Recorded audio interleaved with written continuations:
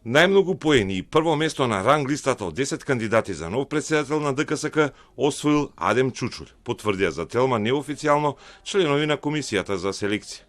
Чучул е актуелен генерален секретар на антикорупцијската комисија во чии служби е вработен повеќе од 19 години. На своето интервју пред комисијата за селекција рече дека антикорупцијската комисија ја чувствува како дома и дека се знае и одржува контакти со речиси сите членови од 5 до сегашни мандати на комисијата.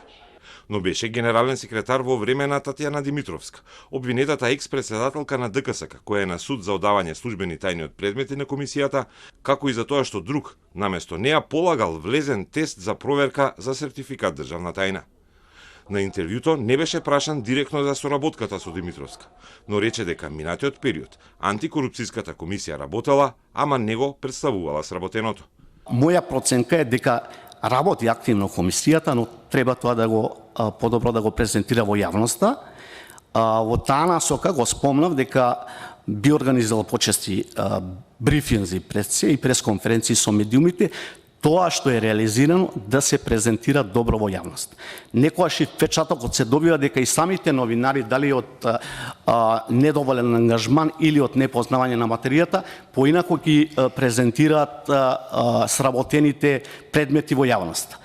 Чучул пред членовите на комисијата порача дека ќе се заложи за повеќе превентивни антикорупцијски мерки и активности, за дополнување на регистрите на податоци за поефикасна проверка на имотната состојба на функционерите, бидејќи државата се уште не ги спроведува сите стратегии и не ги полни регистрите, а покрај тоа и не плаќа за набавка на таков антикорупцијски софтвер. Рече дека и критиките во годинешниот извештај на Европската комисија за работата на антикорупцијската комисија треба да се прифатат и да се работи на нивно отстранување. Европскиот извештај констатираше дека ДКСК не е активна како порано и дека треба да работи проактивно и поефикасно за откривање на случаи на корупција извршена од функционери кои се на власт. Чучул според ранг листата во која увид имаше Телма освоил 96,5 бодови од максималните 100, а во првите тројца се и ревизорот Бранко Милевски и универзитетскиот професор Кимо Чавдар.